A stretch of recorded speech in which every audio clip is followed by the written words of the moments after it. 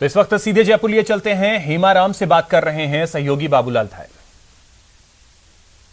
बाड़मेर जिले से बड़ी संख्या में लोग पहुंचे हैं जो हेमाराम चौधरी को यहां पर बधाई देने के लिए आए हैं। महकमे का अभी भी इंतजार है और हेमाराम चौधरी हमारे साथ जुड़ गए। चौधरी साहब मंत्री बने हुए घंटों हो गए, अभी तक डिपार्टमेंट नहीं आया है। ये तो मुख्यमंत्री तय करेंगे डिपार्टमेंट क्या देना है और कब देना है। जब भी वो डिपार्टमेंट दे देंगे फिर उस डिपार्टमेंट पे काम करेंगे। मंत्रियों में बेकरारी तो दिख रही है और जो आपके समर्थक हैं बाड़मेर तक से, गुड़ामलानी तक से, जोधपुर तक से चल के आ रहे हैं, तो ये भी जानना चाह रहे हैं, उत्सुकता बहुत ज्यादा है कि कोई बड़ा पावरफुल मंत्रालय आपको मिलेगा। मंत्री बनने से इन कार्यकर्ताओं को बहुत खुशी है, इसलिए ये वहाँ इतनी दूर से चल करके आए, नहीं तो इतनी दूर से चल करके यहाँ कौन आए। तो ये इनको खुशी है और ये जो मंत्री पद मिला है ये सम्मान है, इन लोगों का सम्मान है, हमारे गुड़ामलानी की जनता का सम्मान है।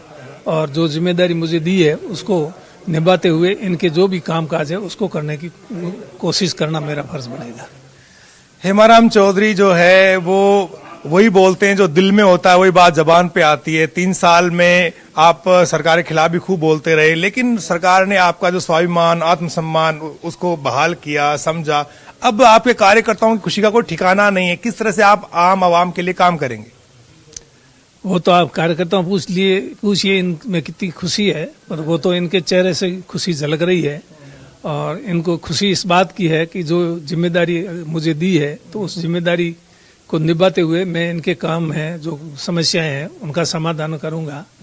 तो हर किसी को खुशी होती है और मेरे क्षेत्र के अंदर पीने के पानी की है, बिजली की है, शिक्षा, चिकित्सा, स्वास्थ्य, रोजगार, सड़कों का ये बहुत कमी है। तो ये किस प्रकार से कैसे दूर हो, तो इसके लिए मैं पूरा प्रयास करूंगा। मंत्री पद मिलने से मुझे जो भी जिम्मेदारी देंगे उसको मैं ठीक से निभाने की कोशिश करूंगा। अभी भी महकमों का इंतजार है मंत्रियों को।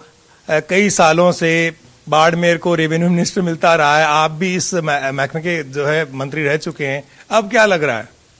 मुझे पिछली बार भी जब मैं कैबिनेट मंत्री था उस समय मेरे को राजस्व, उपनिवेशन, सैनिक कल्याण, सिंचाई विभाग ये दिए गए थे। राजस्व के अलावा मतलब सिंचाई विभाग भी दिया गया था। अब कौन सा विभाग देंगे ये तो मुख्यमंत्री जी का विशेषाधिकार है। पर ग्रामीण क्षेत्रों में जो किसानों की समस्या है वो पीने के पानी की सबसे ज्यादा है, खास करके बाड़मेर में नहीं, पूरे राजस्थान में भी है, बाड़मेर में भी है। और तो इसलिए बिजली की बहुत बड़ी समस्या है। तो ये पानी है, बिजली अगर इस प्रकार के मिलेंगे तो इनकी ज्यादा मैं समस्याओं का समाधान कर पाऊंगा। नहीं तो जो भी विभाग देंगे उस विभाग के मैं ठीक से चलाने की कोशिश करूंगा। उससे संबंधित जो भी समस्याएं उसका तो हल करूंगा ही करूंगा। उसके अलावा दूसरे विभाग होंगे उन भी मंत्रियों से आपस में तालमेल रखते हुए उनसे भी काम करवाएंगे, जिससे कि इनकी जो भी समस्या उसका समाधान हो सके। बड़े बड़े नेता, बड़े बड़े विधायक मंत्री नहीं बन पाए, हेमाराम चौधरी जी को वापस लिया गया, क्या कहेंगे? मुख्यमंत्री अशोक गहलोत जी के लिए क्या कहेंगे आप? नहीं, मुख्यमंत्री जी तो हमारे मुख्यमंत्री जी, हाईकमान ने उनको मुख्यमंत्री बनाया है, तो वो मुख्यमंत्री है ही, हमारे मुख्यमंत्री है ही। और उनके साथ में पहले भी मुझे काम करने का अवसर मिला 2 बार, और इस बार तीसरी बार उनके साथ काम करने का अवसर मिला है। तो मेरा यही प्रयास रहेगा कि उनके साथ मिल करके और जनता की समस्या का समाधान हो, राजस्थान में किसानों को राहत मिले और कांग्रेस मजबूत हो, यही काम करूंगा। सचिन पायलट भी बड़े खुश रहे हैं। क्या आपको लगता है सत्ता में सब कुछ अब दुरुस्त हो गया है, अब कोई ज्यादा खींचतान नहीं दिखेगी, स्मूथली रन करेगी गवर्नमेंट, पुरानी बातें सब भूल करके एक नई शुरुआत होगी इस मंत्रिमंडल के जरिए? पायलट साहब ने तो जो कांग्रेस के लिए किया वो सबको पता है। पिछली बार कांग्रेस की क्या स्थिति हो गई थी, किस सीटें आई थी राजस्थान में, और 5 साल तक पायलट साहब ने कोशिश करके वापस कांग्रेस की सत्ता राजस्थान में लाए वो। और उसके बाद में पायलट साहब को भी बड़ी कोई जिम्मेदारी दी जानी चाहिए जिससे कि वो कांग्रेस को और ताकत दे सकें। और वैसे भी वो लगे हुए हैं कांग्रेस किस प्रकार से मजबूत हो। वो पूरे राजस्थान में जगह जगह जा रहे हैं, घूम रहे हैं, लोगों से मिल रहे हैं, लोगों को उनके प्रति बहुत आत्मीयता है। ये तो आप खुद देख रहे हो। वो जहाँ सीएम साहब की कैबिनेट में बहुत सारे दलित चेहरों को लिया गया है, दलितों का प्रतिनिधित्व बढ़ाया गया है। आपको लगता है कि इससे पार्टी के प्रति जो एससी वर्ग है, एसटी है, ओबीसी का जुड़ाव और कंसोलिडेट होगा और सत्ता विरोधी लहर का सामना नहीं करना पड़ेगा? आपको लगता है कि एससी का प्रतिनिधित्व बढ़ाने से आगे बहुत अच्छा होगा? 2023 में सरकार फिर से रिपीट करेगी कांग्रेस की? निश्चित रूप से एससी और एसटी के लोगों को प्रतिनिधित्व ज्यादा दिया है तो निश्चित रूप से उनका झुकाव तो कांग्रेस के प्रति ही रहा हमेशा।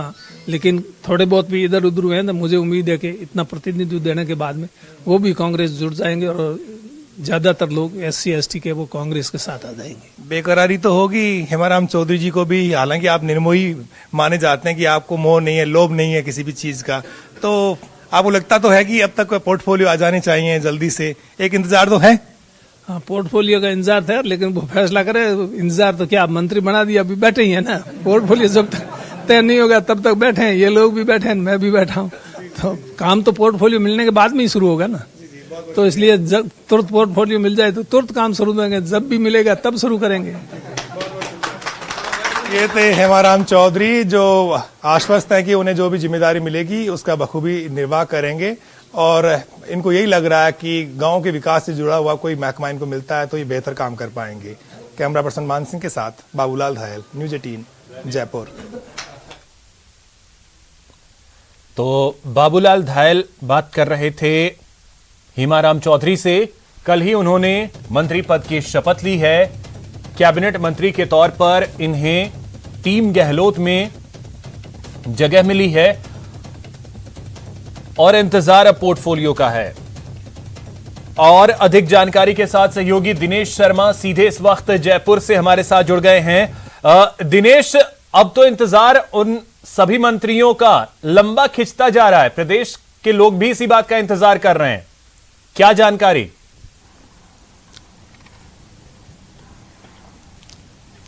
अब बिल्कुल अभिषेक, देखिए अभी कुछ घंटों का इंतजार और करना पड़ेगा। ऐसा माना जा रहा है कि शाम 5 बजे तक जो है वो सूची आ सकती है फिलहाल, लेकिन कयास ही है, कब तक सूची जारी होगी ये देखने वाली बात होगी। लेकिन जो सूत्र बता रहे हैं उनका ये कि अभी कुछ घंटों के बाद जो है वो ये सूची जारी हो जाएगी, और इंतजार जो है वो बेसब्री से है प्रदेशवासियों का भी और मंत्रियों का भी। मंत्रियों को ज़्यादा इंतजार है क्योंकि उन्हें जो है वो जिम्मेदारी आगे 2 साल तक निभानी है कि कौन सा महकमा उन्हें मिलेगा, और बड़ा महकमा मिलता है तो काफ़ी कुछ जो है वो जुड़ाव होता है जनता से सीधे भी, और कई लोगों को ओब्लाइज करने का भी जो है वो सीधे तौर पर मौका मिलता है।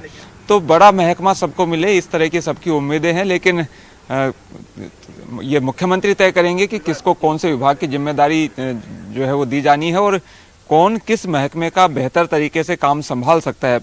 बताया ये भी जा रहा है अभिषेक की शायद दिल्ली से कोई पेच अभी फंसा हुआ है, ऐसा माना जा रहा है कि अब दिल्ली से जो है वो पोर्टफोलियो है उन पर मोहर लगना बाकी है, और वहाँ से जैसे ही सूची आएगी उसके बाद ये सूची जारी कर दी जाएगी। दूसरी तरफ ये भी कहा जा रहा है कि कल देर रात ही जो है वो सूची जारी होने वाली थी, लेकिन किन्हीं कारणों की वजह से वो सूची अटक गई है। तो अभी जो है वो कसमकस वाली स्थिति चल रही है, और अब जो है वो बताया जा रहा है, जो सूत्र जो इशारा कर रहे हैं कि कुछ घंटों के बाद में ये सूची बाहर आएगी और उसके बाद पता लगेगा कि कौन किस महकमे का जिम्मा जो है वो संभालेगा आगे 2 साल तक। और उसके बाद जो है वो कामकाज मंत्री शुरू करेंगे, नए मंत्री, क्योंकि विभाग मिलेंगे, उसके बाद पदभार वो ग्रहण करेंगे। सचिवालय फाइल जो है वो जाती है, एक प्रोसेस होता है पूरा, फाइल जो है वो जाती है, मुख्यमंत्री जो है उसे अप्रूव करते हैं, और उसके बाद जो है वो कमरे भी जो है वो सचिवालय में अलॉट होंगे। स्टाफ जो है वो पहले ही मंत्रियों के साथ लगाया जा चुका है। तो कुल मिलाकर जो है वो बात यही है कि इंतजार हो रहा है और बेसब्री से इंतजार हो रहा है। दिनेश, तो इसके बाद फिर तो सवाल ये भी उठ जाएगा ना कि आखिर सब कुछ जब इतना स्मूथ हो रहा था, इतने स्मूथली शपथ ग्रहण हुआ, उसके बाद सलाहकारों की नियुक्ति हुई, तो फिर जो कैबिनेट है विस्तार सब कुछ हो गया, तो फिर विभागों के बंटवारे में कहां, उसमें कश्मकश क्यों, उसमें क्या पेच फंस रहा हो, सवाल ये उठ जाएगा फिर।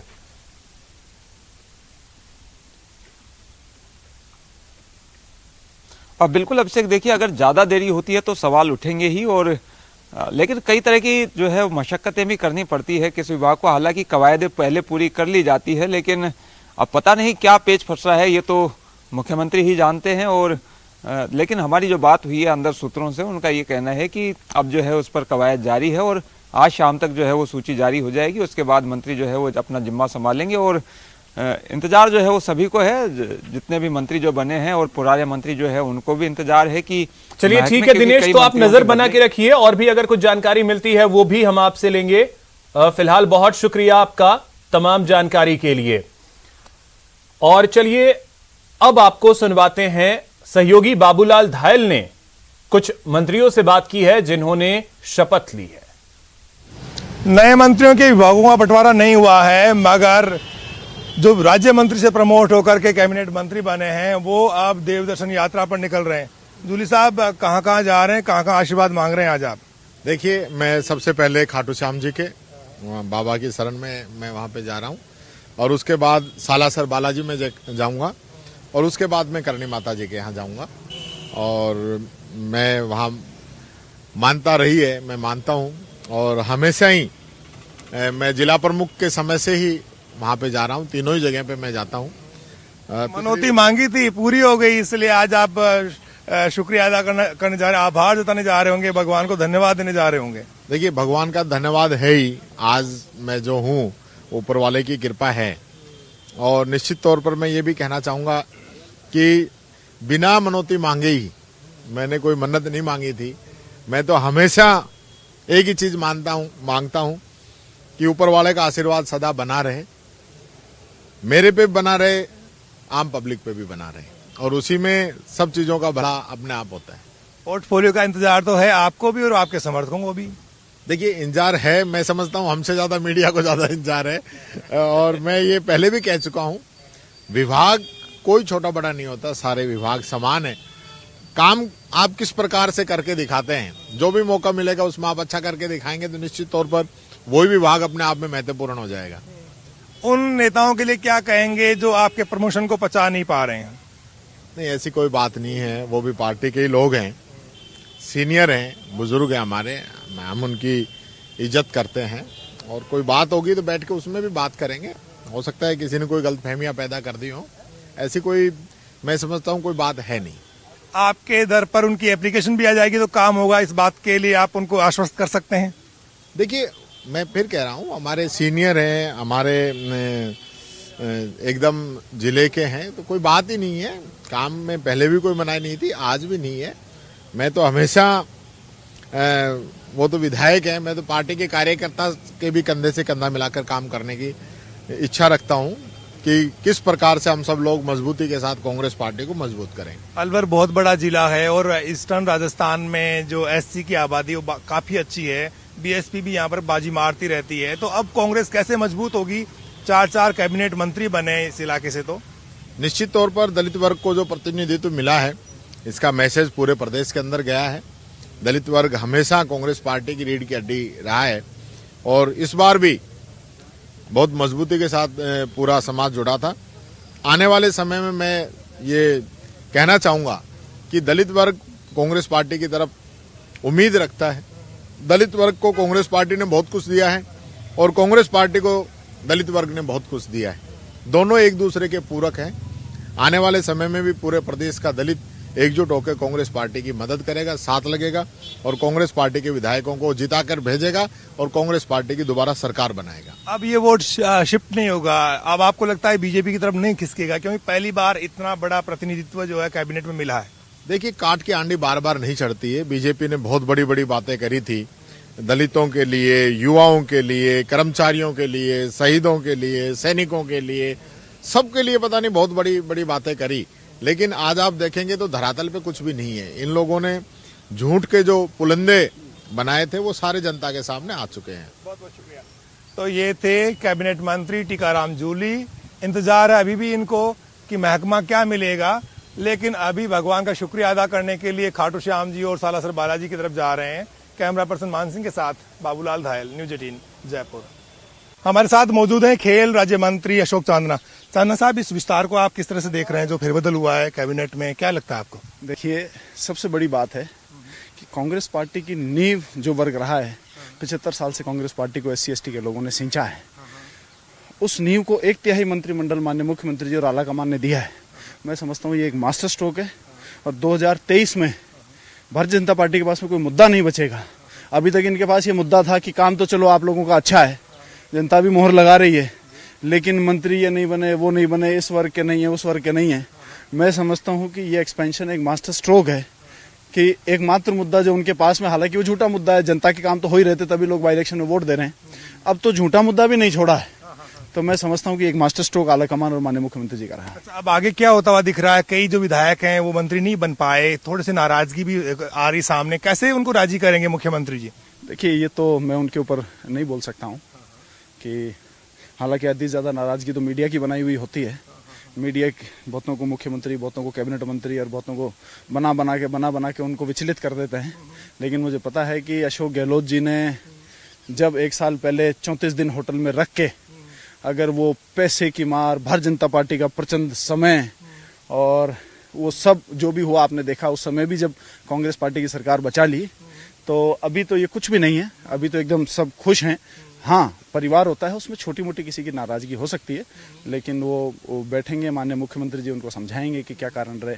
आलाकमान जब कोई फैसला कर देता है तो उसकी पालना करना हर कांग्रेसी का धर्म होता है। आपके नाम को लेकर के भी चर्चाएं थी कि आपको भी प्रमोट किया जा सकता है। चांदना साहब प्रमोट नहीं हो पाए, कैसे देखते हैं इन चीजों को आप? देखिए, मुझे तो मीडिया ने मंत्री बनाया कैबिनेट का, और मीडिया ही मुख्यमंत्री बना देता है बहुत लोगों को। लेकिन मीडिया और सोशल मीडिया के कैबिनेट और मुख्यमंत्री नहीं बनते हैं। जनता की क्या मांग होती है, कांग्रेस पार्टी की क्या जरूरत है और किस प्रकार से आगे आने वाले समय में लोगों को सुशासन दिया जा सकता है, उसके ऊपर ही कैबिनेट और मुख्यमंत्री बनते हैं। आपको लगता है ये जो प्रयास किए गए हैं सीएम की ओर से 2023 में सरकार कांग्रेसी बनेगी, एंटी इनकम्बेंसी भी तो आएगी? एंटी इनकम्बेंसी होती तो भी आपको 5 बाई इलेक्शन हुए हैं पिछले 5 महीने में, और इसमें एक सीट मात्र कांग्रेस पार्टी आ रही है, वो बहुत छोटे मार्जिन से, और वो बहुत बड़े मार्जिन से हार संभव थी, लेकिन इतना छोटा मार्जिन, 4 सीट बहुत बड़े मार्जिन से जीती है। एंटी इनकम्बेंसी हम जमीन पर रहे, हमने दोनों बाई इलेक्शन लड़ा है, जमीन पर कहीं भी एंटी इनकम्बेंसी नहीं है। एंटी इनकम्बेंसी इस राज्य के आगे केवल एक शब्द मात्र रह गया है, और वो मिथक भी 2023 में कांग्रेस पार्टी और माननीय मुख्यमंत्री जी तोड़ देंगे। शारीरिक तंदुरुस्ती के लिए अशोक चांदना रोज दौड़ लगाते हैं, राजनीतिक तंदुरुस्ती और बेहतर हो, इसके लिए आगे तक कहाँ तक जाने का इरादा है? देखिए, मुझे पार्टी ने एमएलए का टिकट दिया और पहली बार राज आते ही मुझे राज्य मंत्री बना दिया, तो मेरी तो राजनीतिक तंदुरुस्ती पूरी है, कोई दिक्कत नहीं है। शारीरिक तंदुरुस्ती को रोज रिचार्ज करना पड़ता है ताकि किसी प्रकार की कमी नहीं आए, और जो वर्किंग एफिशिएंसी है वो वैसी की वैसी बनी रहे। बहुत बहुत शुक्रिया। ये थे अशोक चांदना जो सेंट्रल पार्क में दौड़ लगा रहे हैं, और इनका कहना है कि जो भी किया है मुख्यमंत्री अशोक गहलोत ने वो बेहतर किया है। इसके नतीजे 2023 के चुनाव में देखने को मिलेंगे। कैमरा पर्सन मान सिंह के साथ बाबूलाल धायल, न्यूज़ 18 जयपुर। वहीं मंत्री